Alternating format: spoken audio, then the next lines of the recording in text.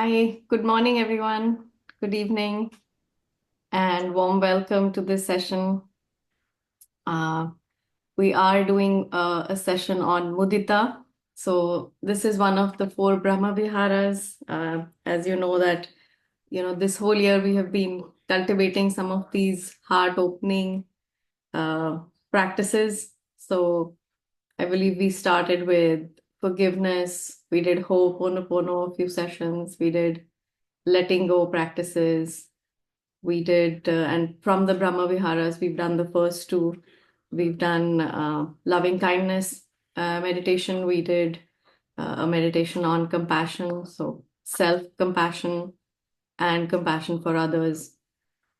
And then in between, we had a break, which was, the last month was doing batch flowers.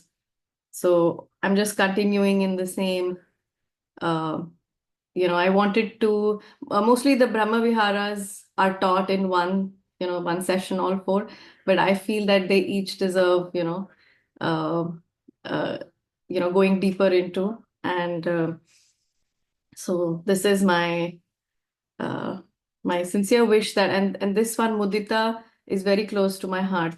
Uh, you know, Maybe prior to my this journey of meditation and learning with my teacher before being introduced to Brahma Viharas, uh, we are familiar with compassion, we are familiar with kindness, but this mudita was never explained, at least explicitly. I never knew this. So, so just by way of introduction, it's so Brahma Viharas are what we call heavenly states. So the state of being is when you are in a in a very blissful state, and what this state includes is that this state of mind, when I'm in this state of mind, the opposite will not be there. When I am feeling loving kindness, maitri, when I am feeling karuna, compassion, at that time the opposite means I'll not be in a mode of hating someone. I'll not be in a mode of anger. That cannot coexist with this. So you are in this state, is you're in like a heavenly realm. So when you are in this state, you are really far removed from what could be the opposite state, being angry, being hateful, and any of those. So you will be out of that. So, and mudita, they say, is appreciative joy, and it's said to be an antidote to jealousy or envy.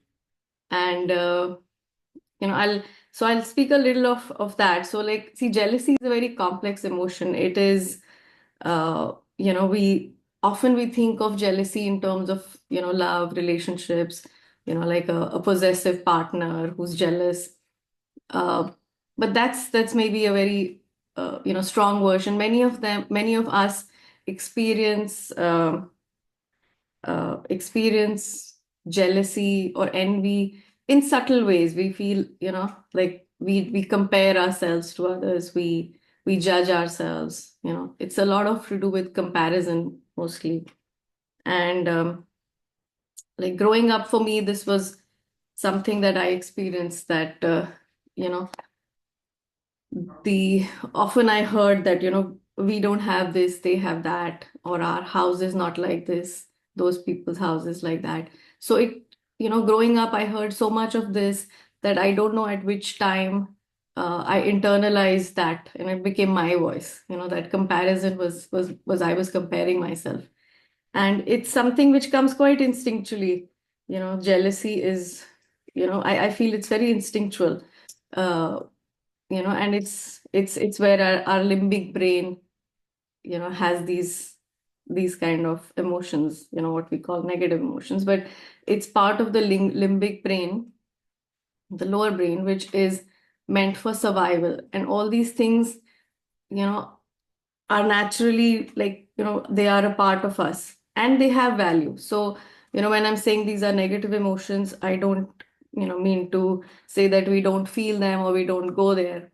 They are, emotions are our teachers, right? Like, if there is anger, anger is showing us where our boundaries are, right? And jealousy in that sense is showing us what we would what we would want to be. So it shows us our desires, right? Because we are not jealous of anybody and everybody. We don't compare to anybody and everybody. We compare, to certain people, to certain things which we would have liked in our lives. So that part of the emotion of, uh, the jealousy, or having that comparison, that's where I feel that, it's something that, how do we can learn from it. We can learn, it shows us our desires, and that's important, and there's value in that. And there is value in learning how we can cultivate the opposite states, right? So like for instance, if there is a garden, if you have a lot of land, or if you have a flower bed, let's say.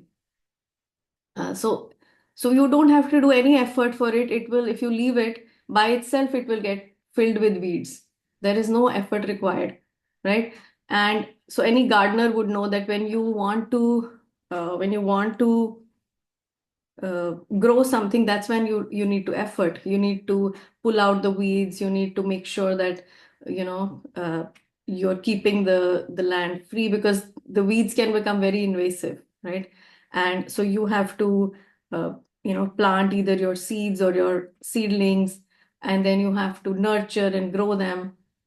So there is effort in all of that, and you have to keep weeding out the weeds that you don't want to grow. And that's the thing about negative emotions and things like hatred or jealousy. Like here in this case, a lot of, like I say, comparison. And while that has value, like I said, it shows us what our desires are. Jealousy tells you what you want, what you would want for yourself. And it it has value in that, and it has value in that, and being in touch with it is important also. But to if we can if we don't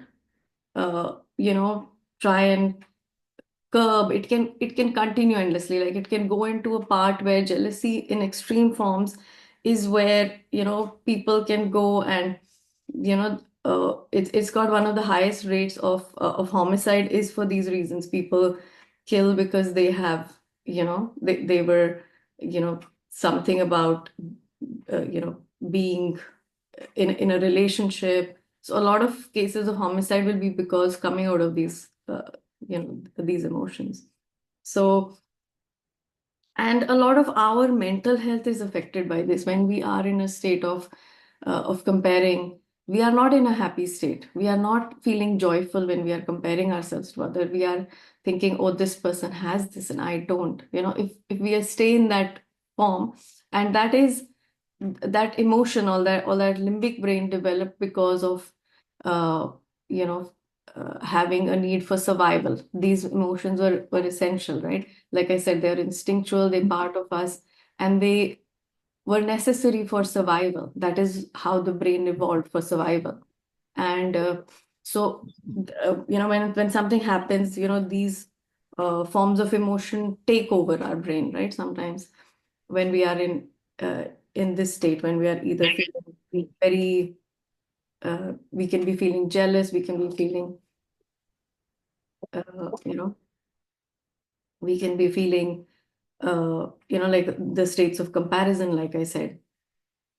And so we need to look deeper into what is causing. And so what's causing the jealousy is is a fear, right? So for an example, we often compare our kids. We'll compare our kids to somebody else who's getting better grades, who's doing some well in some other activities, and we would want our child to be doing that. So that is coming from a state of fear. The fear is that, oh, my child will get left behind. If they are behind the other person, that fear is that, oh, they will not get what the others will get. They will not get the highest grades, or they will not get into the best colleges if they don't get the best grades, or they will not. And for some reason, we kind of worry about the future, that like they'll not do well in life, and that becomes our those are where our insecurities are coming from. So jealousy or any of these emotions, basically they're coming from fear.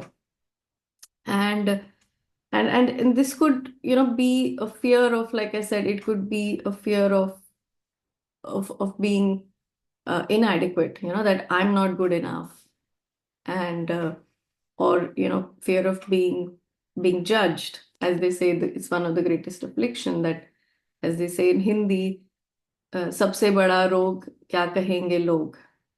And that is something that we strongly buy into, right? We uh, like I have a young child who will often be comparing, and if she's not by herself, I don't think we are born this way. I think we are socialized into this.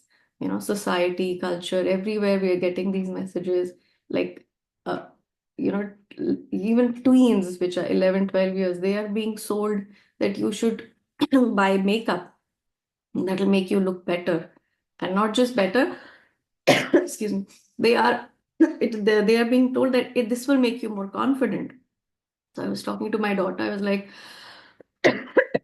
how does the makeup, how are you attaching your makeup to confidence? Because if you tie that up, then all you will think is, oh, the more I put, the more confident I will get, right? So it's really a lot of socialization that is happening, and a lot of uh, you know this comparison thing, it just being taught to us, really. And So the opposite of this is finding genuine rejoicing in the happiness of others, and that's what mudita is.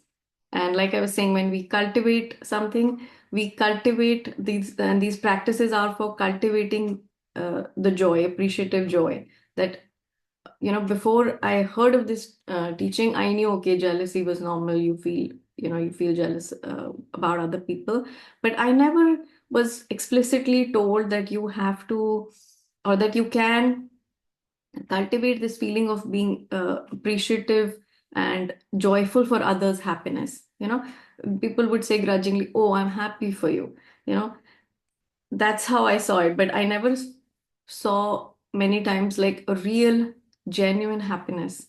So, just this, that's why I feel that, wherever I had this growing up, this comparison, or, comparing myself to others, I feel so much in a better state of mind after I've even come across these teachings and these practices, that there is a different way to do things. There's a different way. There is, you can choose to be jealous, or you can choose to be genuinely rejoicing and genuinely happy for other people. And that's what this practice is about.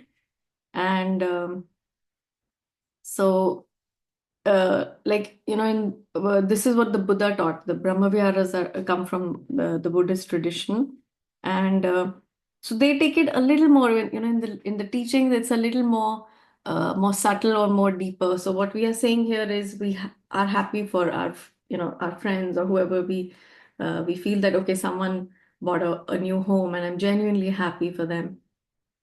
And in my heart, I feel very, like, I fill my heart with gladness for them.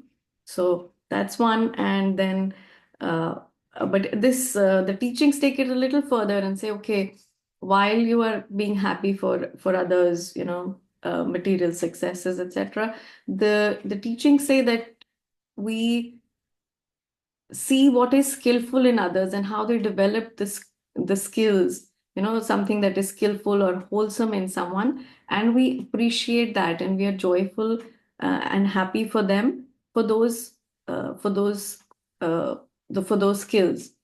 And then we as we feel more and more happy and joyful, that's the focus, and that's what becomes part of us, starts becoming a part of us. So if we look at somebody who has some qualities that we would like, we can either feel jealous or we can feel inspired. We can choose to feel inspired by them, that, okay, wow, they did this, or they achieved this, and they had these qualities. uh, you know uh, like, a friend of mine, I would say, who is very fit, And so I can feel very inspired that she's very consistent with her workouts. She regularly works out. She is, uh, and I can take that as inspiration, and at one level be very happy for her that she's achieving that, or she's getting uh, the results that she's getting, and then at the same time I feel inspired by that.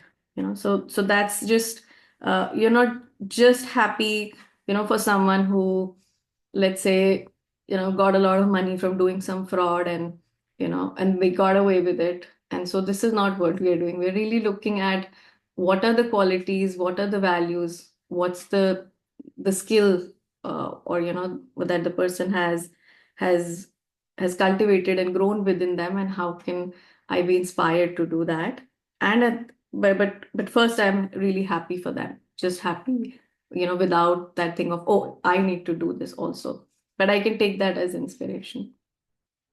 So so we'll do a little practice on this. We'll start with just uh, a little breath, uh, a little breath meditation, and then go into the practice. So you can sit up and maybe close your eyes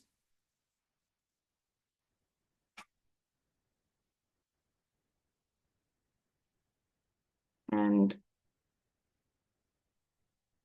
begin to focus on your breath, and begin to notice what's going inside your body.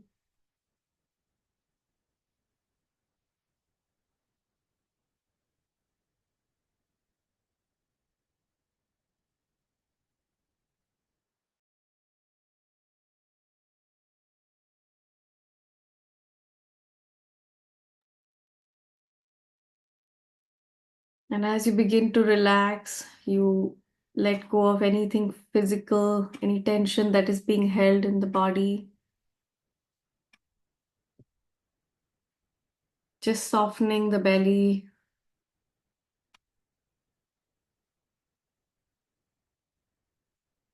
just relaxing the eyes, the jaw,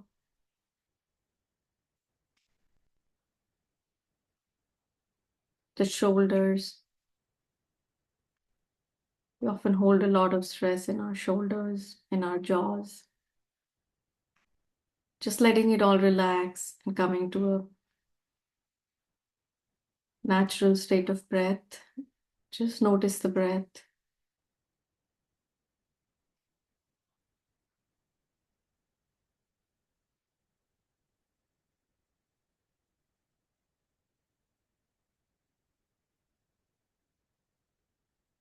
Just as we are settling into the present, we begin to reflect on our deepest desire for happiness, for joy.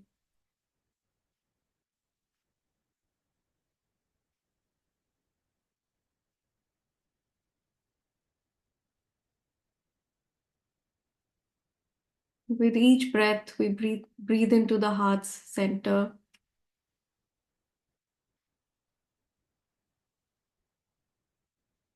and acknowledge and appreciate the happiness that you have experienced in your life.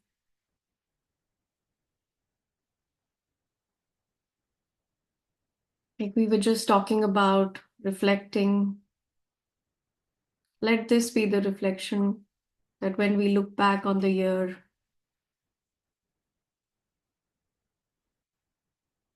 can I look back at the moments of joy and happiness?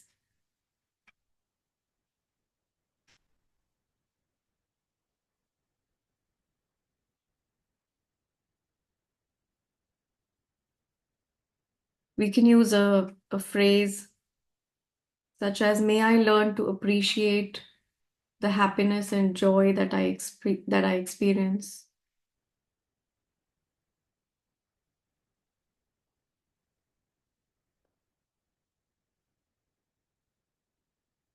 So we are weeding out anything that was, the moments of pain, the moments of suffering. And we are just choosing to focus our attention on what brought us joy, what brought us happiness. Can I learn to focus my attention? Can I learn to appreciate the happiness and joy I experienced?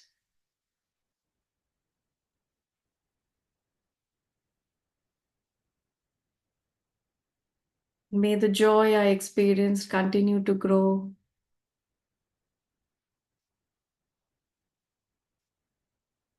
And may I be filled with gratitude.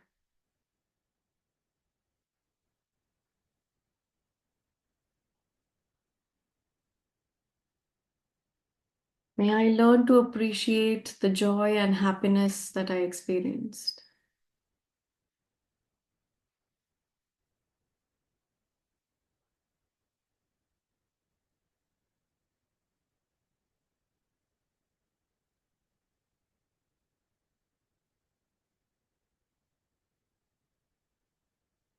You can have this phrase be repeating in your mind that whatever joy I experienced may it continue to grow. And as other things or other thoughts come, we bring our attention back to this.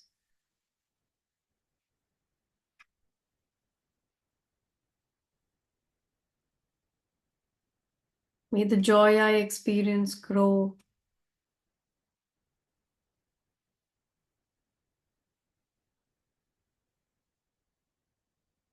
May I be filled with gratitude for all my joy and happiness.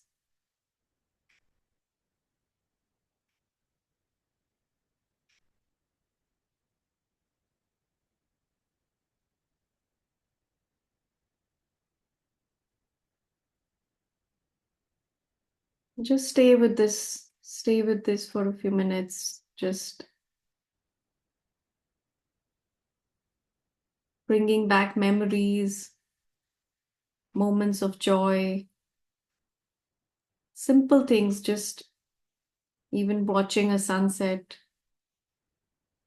standing by the beach, anything that just brought a lot of pleasure, a lot of joy, anything that made us happy.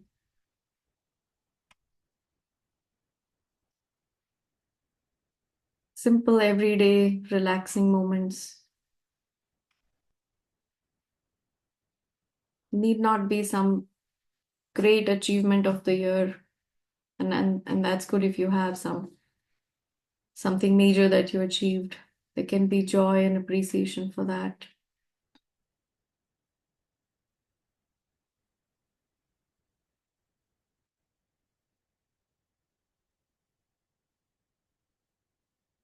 Sometimes we may feel that, we are not really feeling appreciative, and that's fine. Just acknowledge that. Just notice that that's how I'm feeling.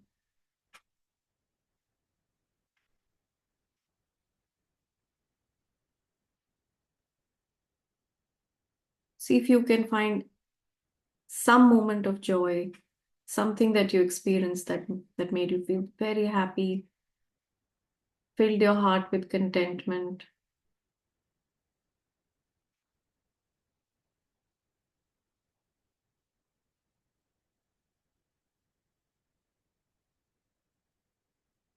And keep your attention in your body as you do that.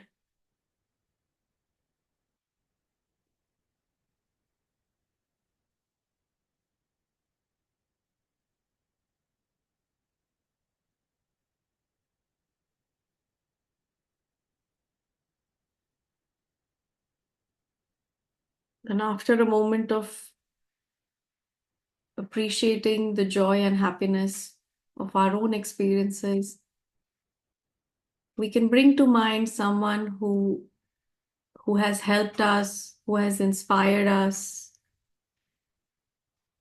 and brought joy to us. Could be a friend, family member, a, a pet,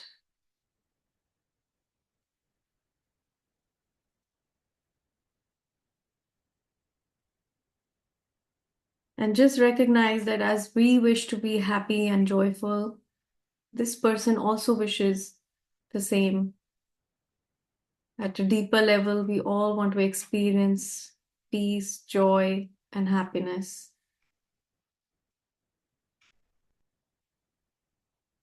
And we begin to offer the same phrase for this person.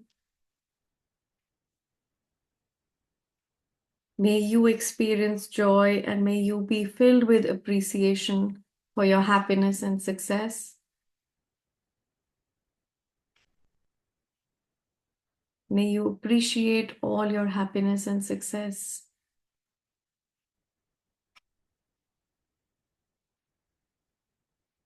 May your happiness and joy increase and grow.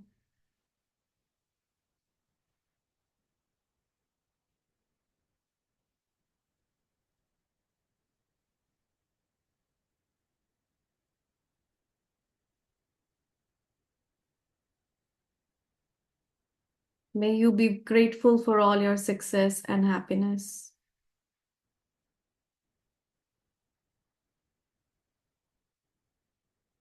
And continue to offer these thoughts for them.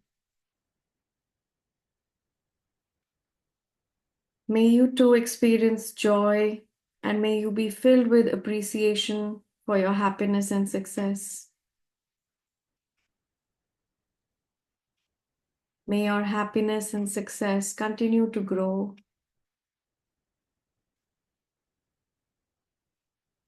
May your heart be filled with gratitude for your success and happiness.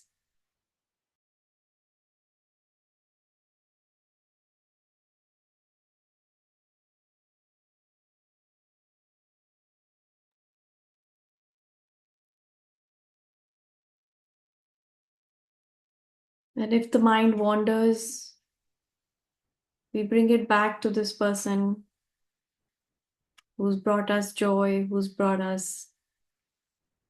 helped us.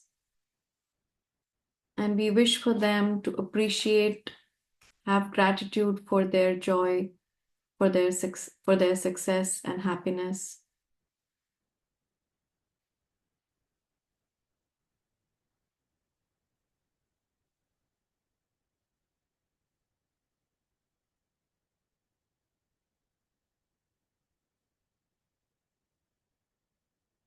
We can think of a time someone was genuinely happy for us,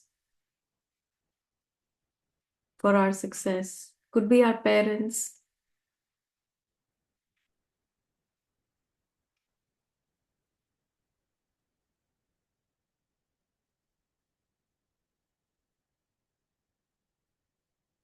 And we send them the wishes. May your joy and happiness increase. May your joy in life continue to grow. May you be filled with gratitude for your joy and happiness.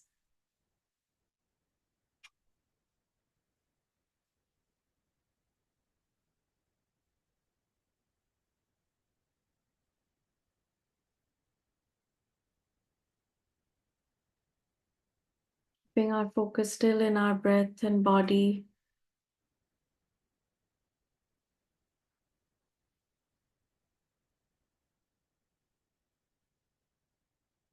And just experience a softening of the heart wherever we started, just by sending these. Is there a little softening of my heart?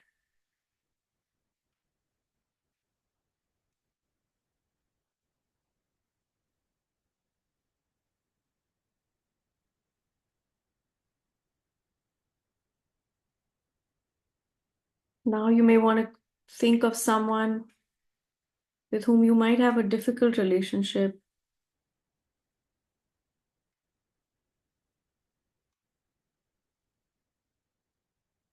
who might be a source of difficulty in your mind or heart.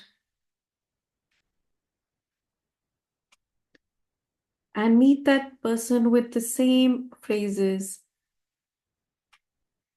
And pay close attention to how your mind and heart feels now.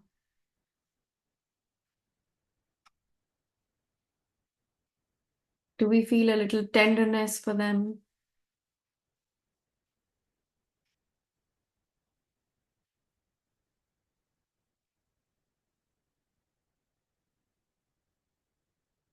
We say to them, may your happiness and joy continue to increase. May you be successful and may you appreciate your joy and success.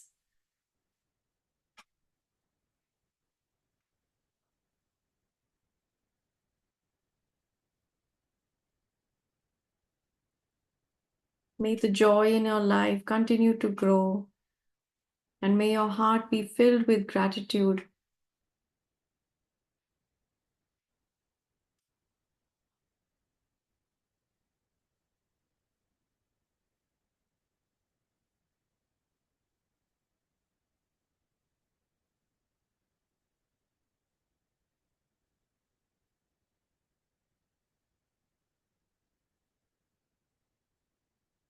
Now, as you send this, you experience yourself as a channel radiating this limitless, this mindset of abundance.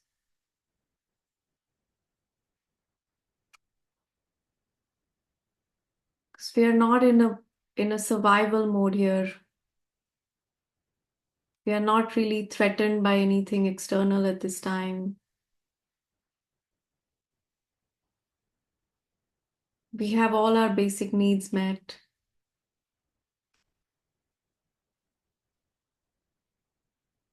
And so can we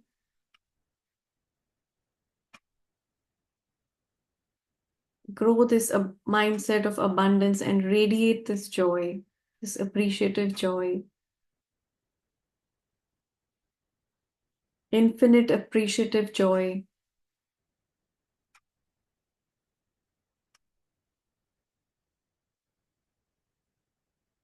So from the core of your being, you're radiating mudita.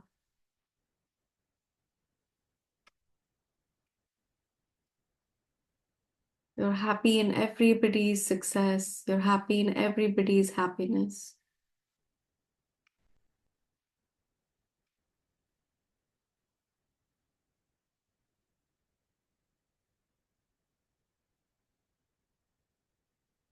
And just from being here and just from remembering, remembering wholeheartedly,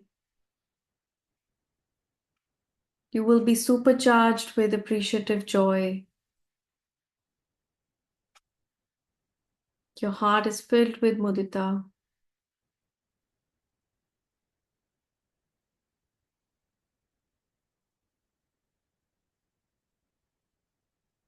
Just as a rose or a jasmine takes nutrients from the soil that is not does not have a good fragrance, and it converts that into a beautiful fragrance. So the flower is a channel to transmute that into fragrance. Smell of the manure or soil, the flower uses that and converts it to a fragrance.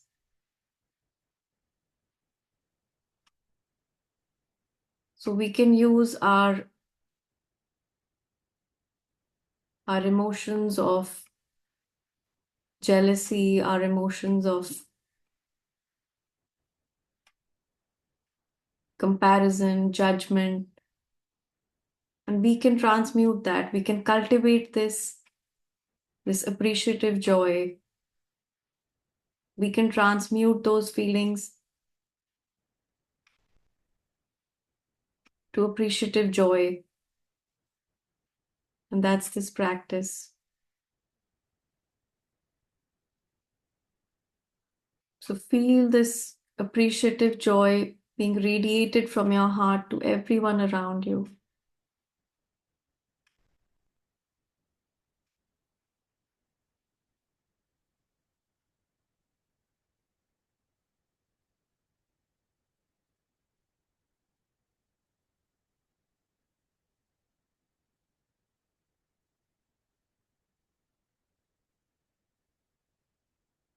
Feel the the joy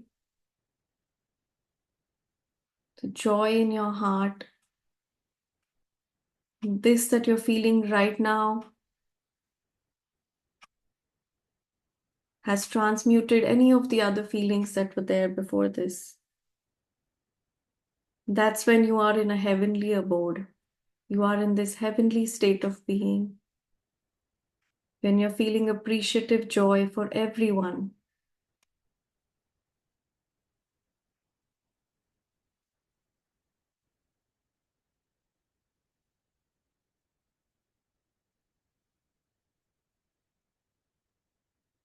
As there is a line in one of our movies which says, chase excellence and success will follow. So, this right here is the excellence. Cultivating these states of being, this is the highest excellence. And then peace, love, happiness, all that will follow from cultivating these states.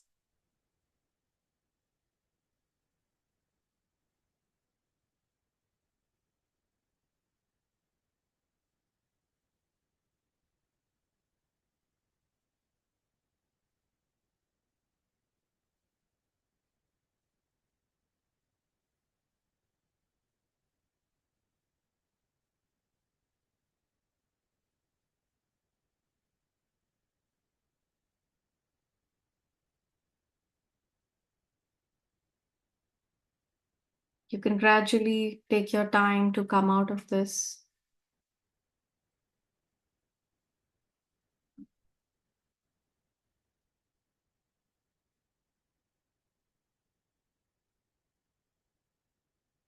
And there's a beautiful chapter in book that my teacher Nitya Shanti wrote. The book is called Unburden, and there's a chapter on Mudita. And I'll request Shubhra to please read that. It's chapter 5.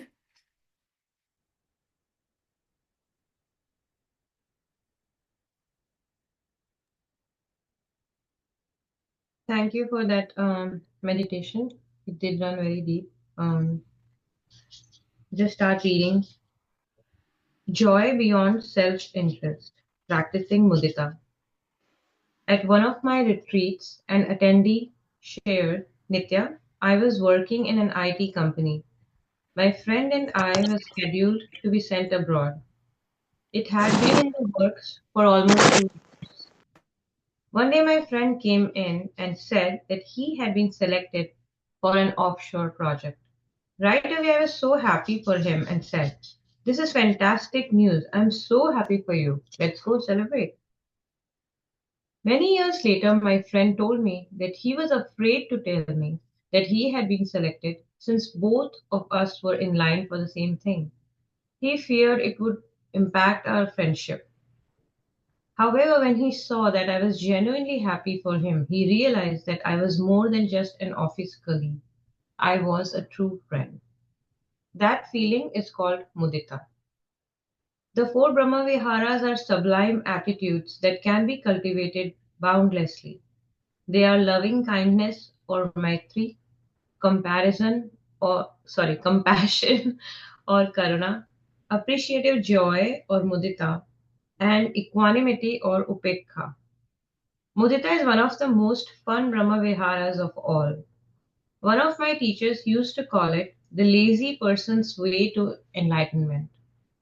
It's because all you have to do to practice mudita is to rejoice wholeheartedly in the happiness, success, and good fortune of others. You can simply think of people who have good fortune and say, how wonderful. Mudita is the wish. May you not be separated from your good fortune. To understand it better, let's look at the opposite of mudita. This is where the comparative mindset could come up. I remember as a child, I was very happy when my mother gave me a digital watch I had longed for. For many months, I was joyful until I realized my friend had an analog watch. I thought, Wow, he has got the one that grown ups have. And suddenly I was not happy with my watch anymore. I said, Mom, I too want that watch. I have this little childish watch. So, in an instant, all my prior happiness was gone, and I wouldn't let my mother rest until she bought me that watch. In other words, I was doing just fine until I realized that someone else was doing better or had something better. Let's look at a fun example. Imagine a person who has donated a lot of money to build a big hospital. On the day of the inauguration of the hospital, he is on the stage with all the dignitaries and they are talking about what a great hospital this is going to be. As you are sitting there listening to them, your heart just fills up with an amazing sense of mudita. Wow, what an amazing thing this person has done. He has given all of this money, he had spent all his time, all of his efforts to build this huge hospital. So many people are going to get cured, so many are going to get employed, so many are going to benefit. What a wonderful source of blessings this hospital will be. It is said that karmically your punya, which is good karma, is no less than the punya of the man who actually built the hospital. In fact, chances are yours is even more because the person who built it sometimes has a bit of an ego. So it is possible that the person who is delighting in this act is creating even purer karma than the person who built it in the first place. I am reminded of a book, Maro Up, by Ken Honda. It is essentially the philosophy of Wahei Takeda, also called the Warren Buffett of Japan, because of his acumen as an investor. With every chapter of this book, something unlocks inside the heart. More than a book, it is almost like an energetic transmission because this person has such different views on life and money than many of us have been conditioned to have. The word Maro in Japanese means a true heart, a sincere heart. His whole philosophy is based on increasing your Maro. Since this is the foundation of true success, fortune, and achievement. When your heart is true and sincere, then the whole world responds accordingly. In his case, he naturally had this Maro quality. So, true heart quality. In fact, one of his first business failures also showed his marrow. He started a factory selling children's confectionery. He thought everything was going really well until one day all the orders stopped, leaving him surprised and confused. Later, he got to know that the customers had stopped buying the candies. However, the wholesalers liked him so much that they kept ordering from him anyway. There came a point where the stock was just too much and they couldn't order anymore. This was an example of Maro, where they did business with him because they liked him as a person. Consequently, Vahey improved on his product because he felt that people should never suffer on his account. Vahey's whole life is about mudita. In Japanese, arigato means thank you. His principle was that whatever comes into your life, you say thank you, thank you, thank you. Vahey would gift a gold coin to anyone he met. For him, gold is not a physical element, it is a spiritual element. How fascinating. What kind of abundance mentality? His way of thinking is so unique and seems to run counter to how most of us have been conditioned, which is to operate largely from a scarcity mindset. That is how the principle of mudita works. The underlying benefit of mudita is that whatever you appreciate will appreciate in your life. If you are appreciating someone's good qualities, someone's success, someone's good fortune, at that moment you are experiencing it within yourself. You are strengthening it within yourself. You are allowing it for yourself. Whatever you appreciate, you experience more of right now And by resonance, you attract more of that into your life. This reminds me of a story. Once there were two sadhus meditating in two different parts of the Himalayas. 30 years had passed. They were meditating on Lord Brahma, seeking a boon from him. Finally, Brahma appeared before one of them and said, I am pleased with your devoted practice. I will grant you a boon. Ask for anything. The hermit replied, I want to be liberated from the cycle of birth and death. Brahma said, Certainly it will happen. It will take as many lifetimes as there are leaves on this tree. The sadhu looked up and thought, Oh my goodness, there are so many leaves on this tree. What have I been doing? I have spent 30 years meditating. What a waste of time. Lord Brahma is not as powerful as I had imagined. He was very upset. He threw away his prayer beads and walked away dejected. Soon after, Lord Brahma appeared before the second sadhu and asked, What do you want, my son? I am pleased with your tapasya. The sadhu said, I want to be liberated from the cycle of birth and death. Brahma gave him the same reply. Certainly, it will take as long as there are leaves on this tree, those many lifetimes. The sadhu looked up and saw a similar kind of tree with as many leaves, and he was thrilled. He said, You mean there is a finite number? You mean it is soon going to be over? He got up and he started to dance with joy. How wonderful, how wonderful. This cycle of suffering is almost over. How blessed and fortunate am I? He sat down to meditate and on the spot he was liberated. I am reminded of a more contemporary example. A beggar is sitting with a bowl. In the bowl there are few coins and a sign that reads, Please spare change. On another road in the same city, another man is sitting on the ground. He too has a bowl with a few coins in it and a sign that says, If you need, please take. Can we even call him a beggar? We would have to call him a king. He has so little and yet he is offering what he has to anyone who needs it. Mudita really opens up our hearts, and instead of feeling narrow and focused on self, it invites us to rejoice in the joy of all. It is about changing the win lose mentality. That is an assumption that if you are winning, then I am losing. With Mudita, you turn that around and make it a win win mentality. Everyone is winning in their own time and in their own space.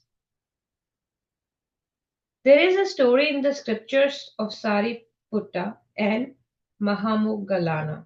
The Buddha considered Sariputta as his right hand disciple and Mahamoggallana as his left hand disciple. Sariputta was foremost in wisdom and Mahamoggallana was foremost in psychic powers.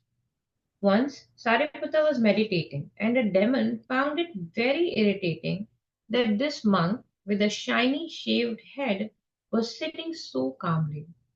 The demon hit Sariputta's head hard. Sariputta was so deep in meditation that the blow did not affect him. When he emerged from his meditation, Mahamoglana said, How wonderful and marvelous! This big demon came and hit you so hard on the head, and you are just fine. Sariputta said, I have a bit of a headache, but how wonderful and marvelous! I never saw a demon, but you saw a demon. Your psychic powers are so astonishing.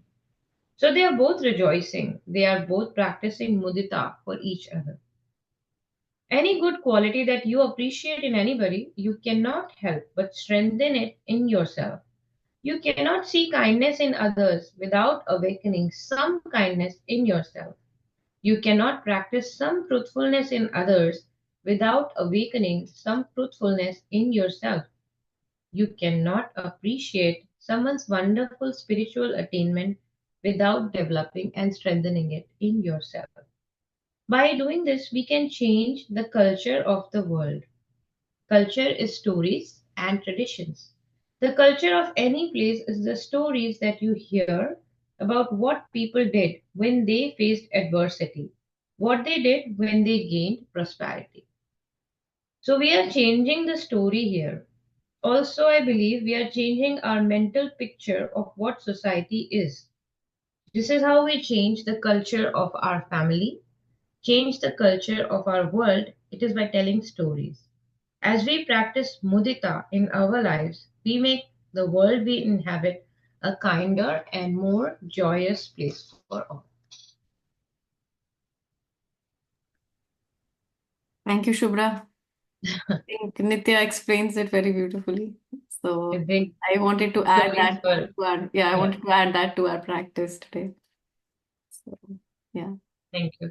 Anybody has any reflections or questions? This came very timely. I really needed it. That story really hit me hard about that Brahman, that sage who was sitting in meditation, and he saw that infinite and number of leaves, and he said, "How wonderful! How wonderful!" I really needed to hear that. Thank you.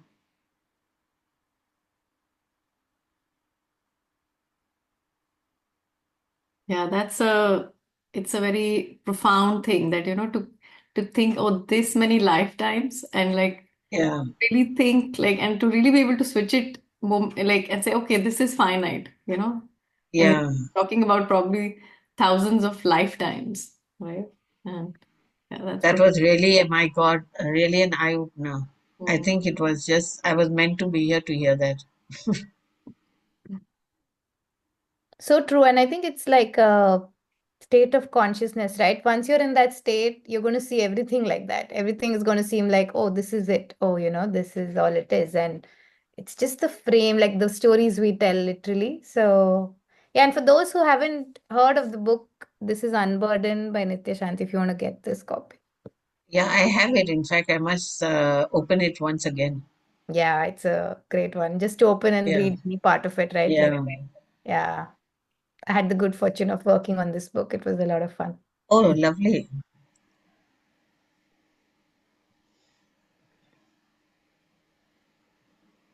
Can I ask a doubt, Puneet?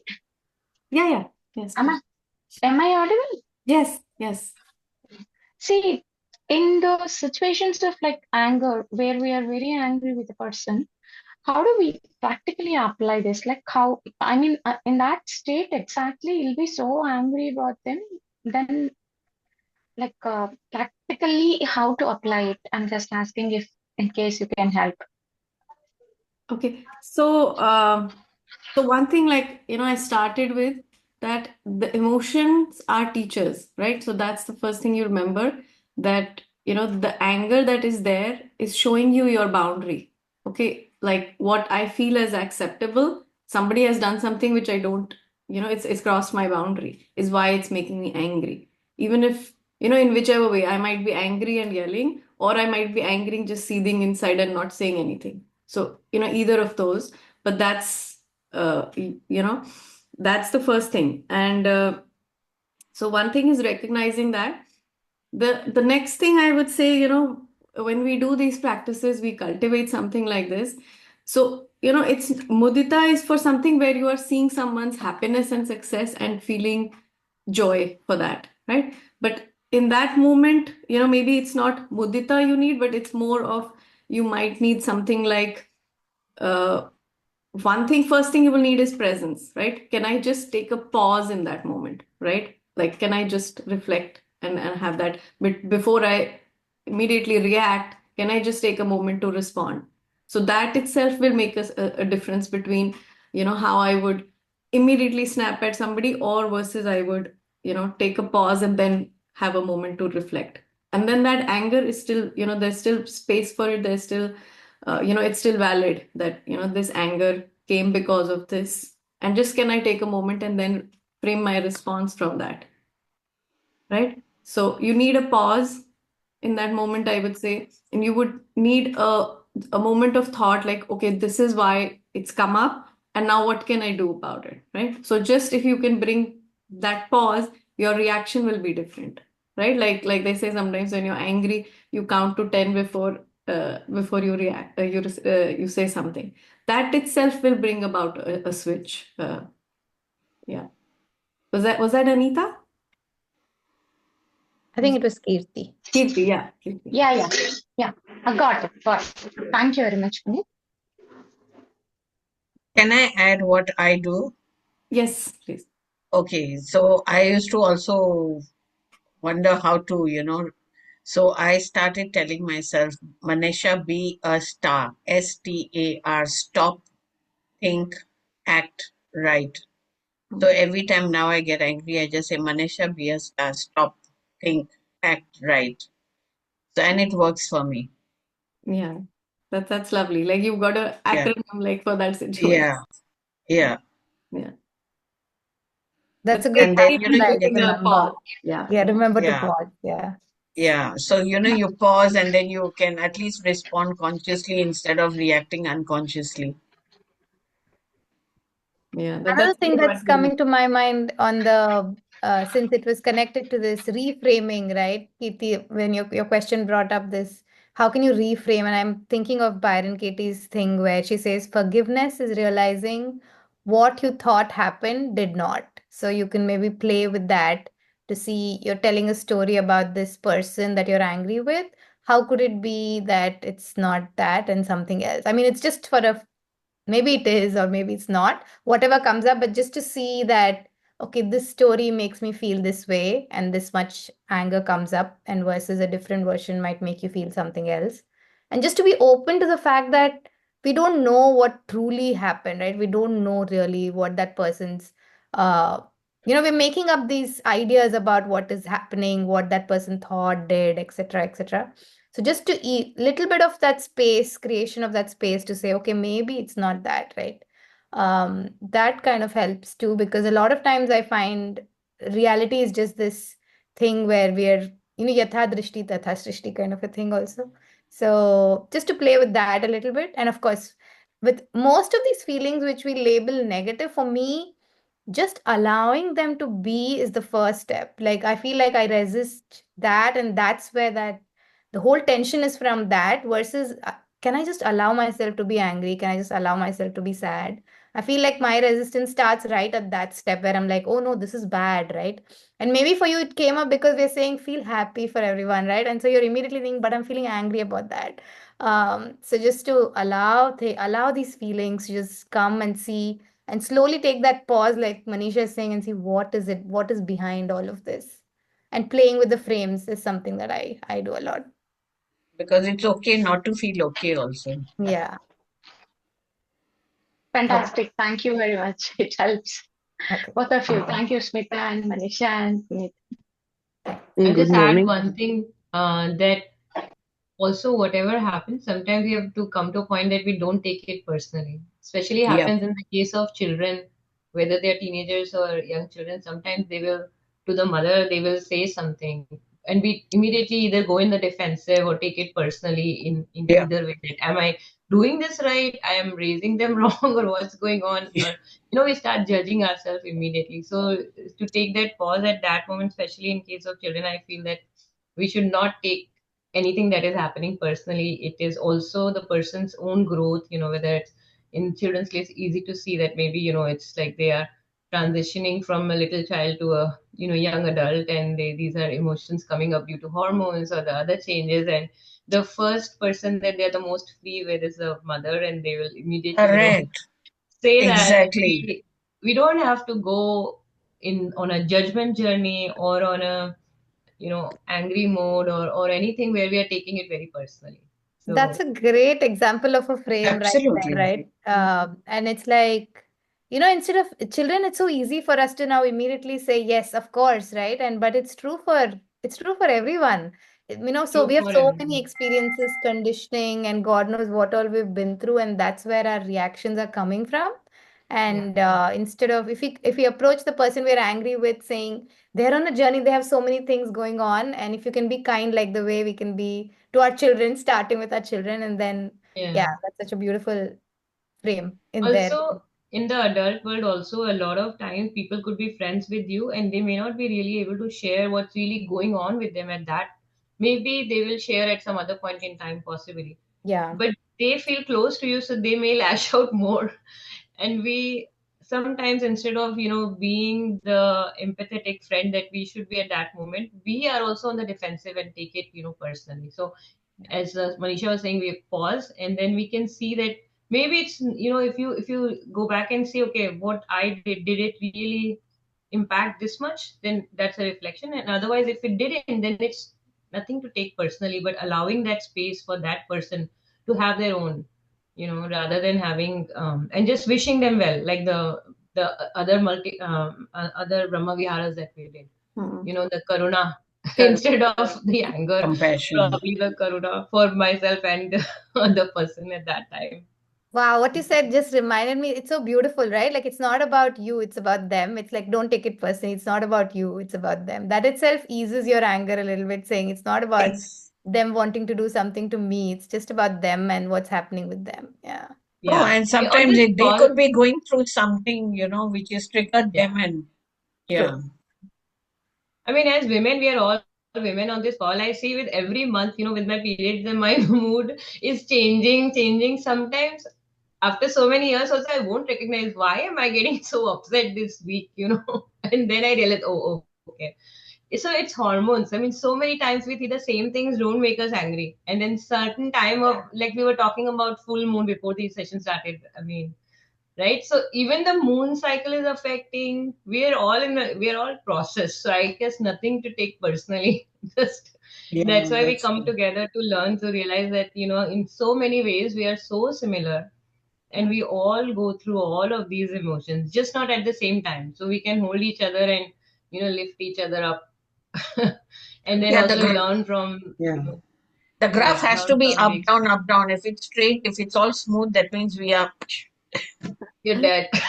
yeah, Probably dead, That's the yeah. value in these practices, right? yeah, The value of the practice is that when we are doing it, we are obviously in that happy state. And then when we are out of that, then we know that okay, we are out of that alignment. And can we come Yeah, back?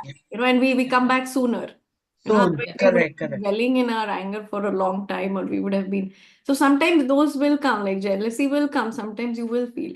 But then you'll be able to, notice, okay, this is what it's showing me. Okay, this is probably the direction I need. This is my desire, right? And it's showing yeah, that to me about myself.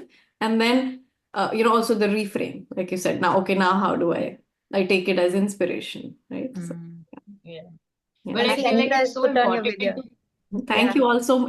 Such a wonderful, everybody adds to, so many wonderful points to the discussion. I've tried yeah. to add for a little while. I've Yes, please. been thinking that I've been going through all these emotions, thinking I'm the only one. Looks like I'm not. Amazing. That's a No, we great were just realization. discussing, we were saying the energies has been so heavy the last few days. So Shubhra also said, oh, yeah, actually, then I felt all right. It's not only me. You're not alone. That's the I'm benefit not of alone. Sangha. You realize when we come here and we genuinely share, we don't say, hey, hi, how are you? How everything is good, right? Yeah, We genuinely open up and we share, hey, I'm feeling heavy. I'm feeling this, or I'm feeling anger or jealousy or any of those things, and what do we do? And then we learn from each other. So that's, we always say, the collective energy of the group. Puneet started yeah, such a calm meditation. It brought us to a space where we were open, and yeah. then of course the write up was also opening our eyes to all the other state of beings that we can experience, and then the collective energy of all of you, got it into perspective, and then we can we can walk each other home. So that's the beauty. Thank you, Anita, for also Absolutely. sharing, and Manisha always. So I No, want it's to, such a safe space. It's such a safe space. yeah, You feel so, and I look forward to it. You yeah, really me can't too, talk to your family. Really can't talk to people so close to you. Mhm. And And yeah, the beauty is we have not even met each other at all, and we can still open our hearts, which is so wonderful, right? yeah. that's right. Most grateful to Zoom and all the Yeah. Thank technology God. for Mhm. making it And possible. Nitya Shanti, and of course. Of course. Yes. because he started this Rainbow Sangha family where we all got connected, and those who needed to be still connected Yes. somehow got connected. Yes. And I think his message of always being a channel of blessing to others is how this started. So we wanted to be a channel and Channel just of show up, blessings. just show And up, just, and whoever has to yeah. be there will be there, kind of thing. That Thank brings you. me to the next week's session where we are trying to do this exact same thing. We are trying to come together and reflect on our year gone by, to so to say pause and reflect and see, and also have a intention. And Manisha, you were sharing you do this every morning. So have an I do. intention, a broader intention for the coming year in terms of action points, maybe vision, maybe whatever you call it. So we have a detailed thing. I'll give it to Smita if you want to add. Sure. So, yes, so we're coming up with our year-end offering. We want to do a reflection and intention setting session. So, it's going to be a 2-hour workshop. So, we'll post details about that in the group after this session today or maybe tomorrow. And looking forward to all of you joining us. Like we see, it's the collective energy that brings the magic. So, hoping that you'll join us. So, yeah, this is our year-end offering workshop that we're doing. So, hope all of you can join. We'll do nice guided meditations to sort of set the tone for reflecting and sort of seal those intentions we plant. It's just about getting into that right energy. It's a great time to sort of say, okay, we're starting a new year, and just to take a moment to pause, see what's happened, look back, and have gratitude for everything that's happened, and then set plant loving intentions for the next year. And it's magical how so many intentions that you write and you sort of let go, you go back and read them, and it's all happened. So it's Actually, amazing to sort of do that exercise. So we're just holding space for ourselves and for all of you to be able to do that. Also, Yeah. next Sunday, 22nd is the Equinox Day. And oh, so it's the time when they say, again, it's very powerful time, like how the full moon is. Equinox is also a time where they say the veil is thinner, right? So your you energies. have a lot, yeah, and you have it's a lot more accessible. That time is really a good time to We will plants. also have journaling prompts, so you don't have to share with everybody what you are, what your things are for the year, but we will have uh, journaling prompts, and we'll pause in between so you can sort of write down your learnings from the year, whatever, just to remember what this year gone by. I mean, I'm sure all of us have gone through in terms of health and all the different aspects of life. We have gone through, ups and downs. Our near dear ones also have, we have gained some, lost some relationships or people even. So it's a good time to just come together so you can have your own journal. You don't have to, if you feel like sharing, we are open and we'll hold space. And this is we won't be sharing the recording of this session, so only those people who attend will have the recording available. Because if you want to be open and personal, it's fine. And if you don't want to, but it will be your journal where you will record your thing. So it's sort of, and then we'll see how, again, once again, so many of us very, very similar. We go through the same, you're the same species, so we Mm. just go through the same things, and it's just very good to not get into all the holiday partying mode and get carried away in all the to-do lists, and take out some time for ourselves to really Right. just reflect and grow from there. So Yeah. very grateful for all of you. Please do share with any friends, family member, anybody Yes. who you think is actually, because as Anita said, sometimes you can't just share it with your closest friends even, because these things might be very, very personal to you. And here we are not, you don't even have to share it, but you'll get a chance to have the collective wisdom to sort of explore, and insights from the collective energy to go through and process them better. No, So and we the think it's a session is just wonderful. about sitting with yourself and with the prompts and writing it for yourself. It's like we know all of these things, but we never get to sit and do it. So all we're doing is facilitating that space and those and the energy, hopefully, to come together and actually do it. And that's all it is, right? And that's the magic of it. Sometimes we know we have to meditate, but we never get to do it. So it's like, this is the space, this is the time. We're creating the space and time for everyone to come do it. And whatever we've learned over the years around this exercise, we're going to share, bring that wisdom to everyone. And hopefully that will be beneficial for all. Yeah, Yeah. look And for us, forward. Thank you. we always have that interest for us. We love your energy too, and we look forward to that. No, so We thank you. I really I do. just want to, close recording on this. So thank you, and we can continue, but I'll just pause or stop the recording. Yes, And thank you so much. yeah, so it's been a wonderful session. Thank you everyone for joining. We can continue. But I want to say